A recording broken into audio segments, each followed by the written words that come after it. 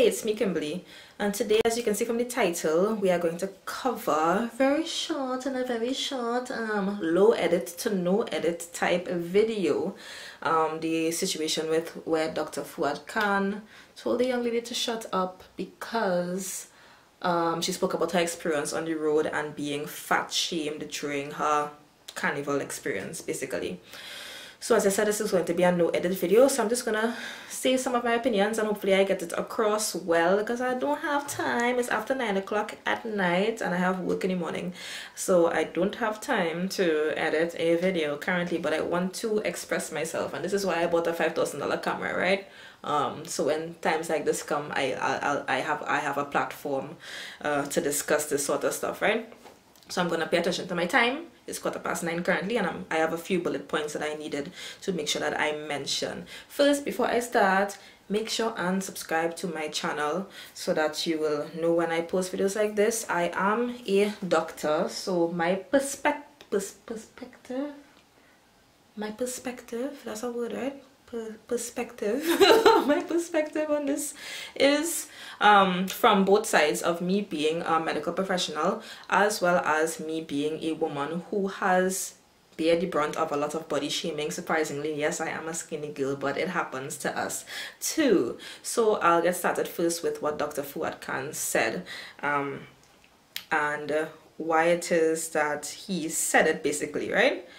So he spoke about how obesity, basically, it's a disease, a condition on its own. It's a disease on its own, right? It is no longer considered to be a predisposing factor that leads to diseases. Currently, it is a disease on its own because it leads to so many different issues. So what it does is lead to the non-communicable diseases: diabetes, hypertension, heart disease. So these are called non-communicable diseases because you get it internally. It's not something that you get from somebody else. It's based on either your own predisposing factors or like genetics, such as, or diet and exercise, right? So obesity is interesting in that way that, yes, there are predisposing factors or diseases that can lead to obesity, but also lifestyle choices are very important, so they can compound it in such a way, right? So in terms of obesity, you can have conditions such as hypothyroidism or polycystic ovarian syndrome, which are the two major conditions I would say that in this country that predispose people to obesity, or it can be diet and exercise, so lifestyle choices. Most of the time it's a combination of both, especially when you see that the person is morbidly obese, right? And morbidly obese is just basically to categorize it sounds terrible, it sounds really bad, but it's just to categorize how high the person's body mass index is, right? So Dr. Khan mentioned that a lot of money is spent on non-communicable diseases in this country. It is very true. A lot of resources, both financial resources as well as human resources, are spent treating people who should not be in the hospital at all. 60% of the population in Trinidad and Tobago is obese. That is a fact. That is not speculation. If it is that you don't think that, then you obviously do not use public transportation, because it is very evident that most, you go around and more often than not you see somebody who's obese. You step into a maxi and you have a little piece of seat like this to sit down in because somebody taking up 9/10 of the seat, right?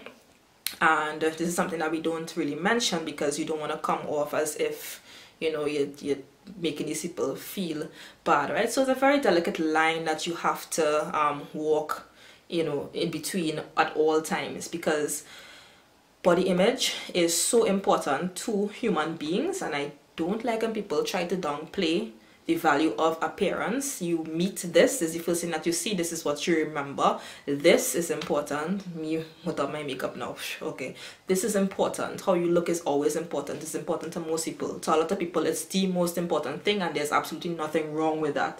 To me, that's a part of human nature, right? So body image is very important. So whereas we have the conversation of obesity in terms of health, it always leads back to, but this is how I am, this is how I look, this is how I have to live, and people don't want me to be happy with how I look, right? So it's always a very difficult point, to bring across to people at all times. So Dr. Khan brought up the fact that it leads to a lot of the non-communicable diseases, right? It leads to a lot of different conditions. Not only it is the non-communicable diseases that we worried about, that we hear and we think about a lot of the times.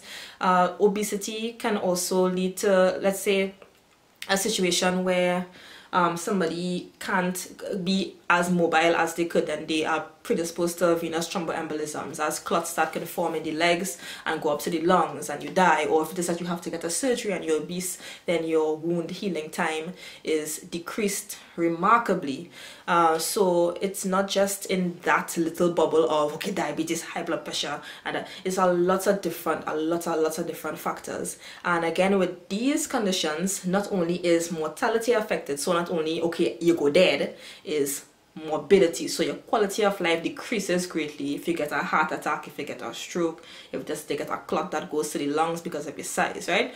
So a lot of money is spent in healthcare based on these things. Yes, we all understand that, right? We see it a lot when you are a doctor or nurse or whatever. You see that you know people, your parents age people younger than your parents, and you look at them and you're like, you're really not supposed to be in hospital, and you getting your leg chopped off because you're not taking care of your diabetes because your diet is poor. That's not fair, right? He also brought up the children, the fact that a lot of children are learning from us, they emulate us. So when we normalize obesity, then they would think, okay, this is fine. When it is that we glorify KFC and we, totally shun exercising, then they would grow up thinking that is fine. And now, more than in any other generation, we are seeing that type 2 diabetes is actually developing in younger children now, and that is a new trend, literally only seen in the generation that has passed, right? It's a totally new trend in medicine. So there are a lot of changes that must be made. And when I was listening to his rant, it sounded to be very impassioned, right? Which I get there sometimes, right? A lot of people, when you go into medicine and you're like, oh, why you want to be a doctor? I want to help people. They're like, no, you don't. Like, yeah, a lot of us actually want to help people. A lot of us actually care about people, right? I care about, but I give a damn about people, right? So sometimes when I see you and I know that you're only in front of me because you're not taking care of yourself, I literally feel like I want to strangle you very lovingly, hold you by your neck very lovely and strangle the life out of you and tell you, take care of yourself. So I understand the level of passion that he was coming to, right? The tact was missing. The tact was missing. And as I said, since body image is important, tact in that aspect is totally necessary. You cannot make somebody feel bad for how they are, because guess what? They have to live like this for the rest of their life. Somebody like experiencing carnival is a right, it's your birthright as a trained Begonian to go to the road and have fun just like everybody else. You should not have to apologize for your size in order to go out and have fun like everybody else is doing, right? And in the interview, both the interview and the Facebook post, the young lady to me said absolutely nothing that hinted to condoning obesity. Nothing at all. She was just speaking up about fat shaming and her experience and how she felt and how she overcame it. Because guess what? No matter what we say or what we do, we're going to have people who are fatter than other people. It might not be people who are morbidly obese. Even if everybody gets itself slim, trim and in shape, then we'll start to target the people who are bigger in size. So you're always going to have people who are bigger that we could comment on. So you're always going to have fat shaming. If not fat shaming, we're going to find something else to, talk to people about. That was the main point about her speaking. You cannot have somebody be afraid to enjoy themselves. Think about it. Afraid to enjoy themselves because of their appearance. And that to me was the issue that she brought up, the one and only issue. She actually said that she believes in a healthy lifestyle and exercise, etc., etc. So where it is that he came with this ideology now, that by her speaking about it, that she was condoning, obesity in any kind of way, and henceforth should shut up. I enjoyed hearing her experience. I needed to be reminded of that experience. I needed to be reminded that there are some people here whose lives are actually stunted by what we say. Have you thought about that? The quality of their life is stunted by something that we concocted in our brains and what we decide to tell them. That is not fair. that's a good reminder. So when she said, I saw the Facebook post first, and she said, I have never been a size 0, a size 2, or even a size 8 or something like that, right? It caught my attention immediately. Excellent literature. The first line caught my attention immediately. And that also shows that she probably has a genetic predisposition to obesity, because even at a young age, most of us could remember we had like one child who was just big in size, but the mom was big and the grandmom was big and the aunts and all the siblings and everybody was big and everybody else was skinny. And then over time, most people put on weight as they grow up, past teenage years, or as they go into their 20s, 30s, people put on weight. But there were some children that were just big. And where I went to school, there were a lot of poor children, and some of them were just big. I knew they did not have a lot of food. A lot of them were very, very poor. A lot of them were basically like living off the school feeding program. But some of them were just big in size. So that's a genetic predisposition, which I mentioned before, that is a possibility.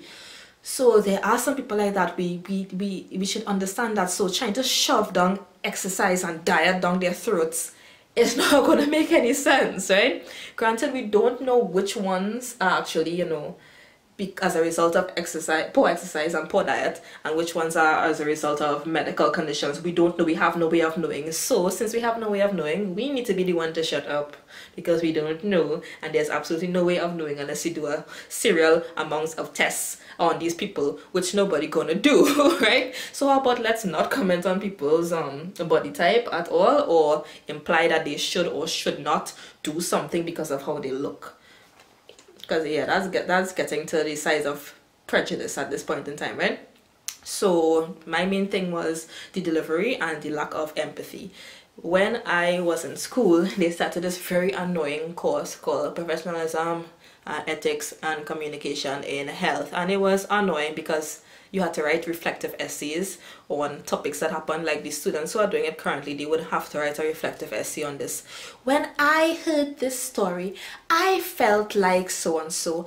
I don't agree with this because I feel like so and so, and I hated it so much. I'm like, you really think that you have to tell me how to act as a human being? Because a lot of y'all don't believe it, but most of us who join the medical field actually do it because we care about people. I love people. I am so passionate about people. You would not believe. And people say, oh, are they doing it for money? Or are their parents make all they do it? My mother never make me do anything in my entire life. Okay, that's a lie. My mother never made me do anything academically related in my life. I did it because I love people. I love interacting with them. I want to make sure that everybody is good. I want to make sure that everybody is happy, right? So I thought that we didn't need that course, because I know how to interact with people. I know how to talk to people. Some doctors do not, and as I said, some of us get so impassioned. I even had moments where I wouldn't say snap, because I can always bring myself back to a neutral place, but where I wasn't proud of how I spoke to a patient because they were obviously doing nonsense with themselves, right? Obvious nonsense, like obvious you are harming yourself. I'm not even going to tell you the situation, because you all are going to be traumatized by the situation. You are harming yourself, and you come to me at 3 a.m. after harming yourself, and you want me to fix it. It can't. What are you doing? So you get so deeply passionate about these topics sometimes, that it comes out like that. So I would like to think that that's what it is, because otherwise I'll just mean that he's a bad person, which I mean, I don't know. I don't think he is, right? Okay, I also wrote down another point: obsession with body image. This society has an obsession with body types, and it's something that I've been trying to figure out for a very long time, right? Caribbean body types more lean towards larger sizes, right?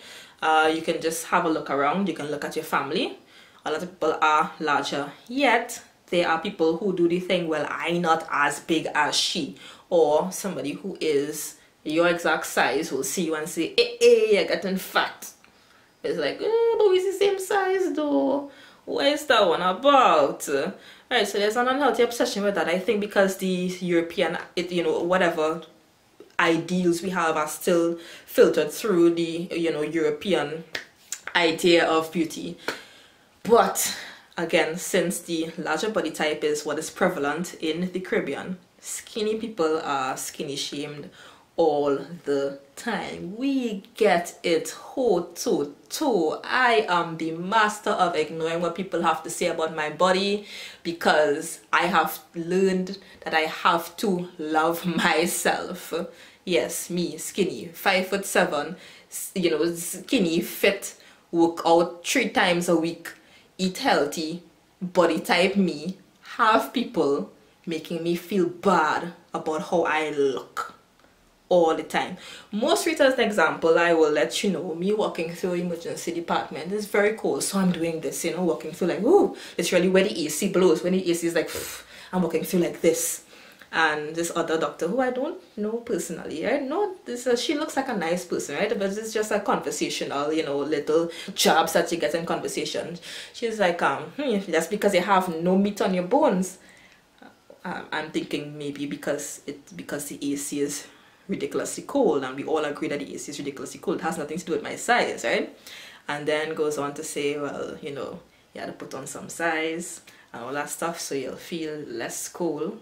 I'm like, or maybe they can, you know, raise the temperature in the AC so it wouldn't be as cold, right? You know, as logical.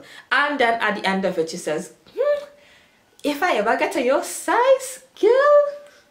Okay, so you're glorifying the size, right? You like it. You want to be skinny. So you make me feel bad about being skinny first, right? So it's like this weird obsession with body types that I'm still trying to work in my brain. What are our intentions as it comes to that, right? So it's always a very funny topic that you have to navigate throughout, or you have to just be dodging these people just trying to tell you about your own body all the times, and policing your own body at all times, right? This is my last point that I said, that is the body that she has, and she has the right to enjoy it. That's it. She can't now be, oh well, I'm fat, so I'll just never play carnival like the people on the sidelines said, well, that enough will be fat people. Really? So you're not gonna enjoy a very important cultural aspect in our lives because of your size? That's sad. That's ridiculous. That's ridiculous and sad. So yeah, that's just my thoughts. I think that a lot of the population, we're leaning towards what I am thinking about, but again, not expressing it very well. Just don't use any terms that might be offensive or hurt somebody. We all understand that it's not good to be obese, but you need to also understand that it's not as easy for everybody to lose weight. Some people just naturally aren't meant to be skinny. That's just a fact. And you can be skinny and be sick.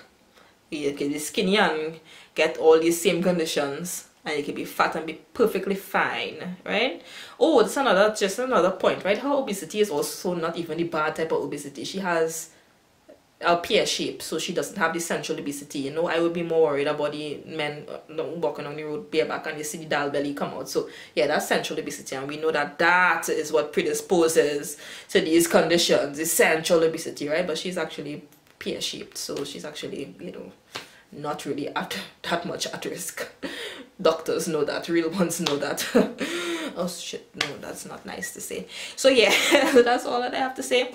If you have any, this is the very important topic, so if you have anything that you want to add, any comments that you want to make, you can comment down below. Make sure and like this video if you enjoyed it. Subscribe if you want to see more videos. I do light-hearted videos, and I do videos like this sometimes where I just comment on topics. Also follow me on other social media at Kim Cudjoe, and yeah, make sure and turn on your notifications when you subscribe so that you know whenever I post next, because I might just pop out and post a surprise video like this that I did today. Alright, well, thank you all for watching. Bye.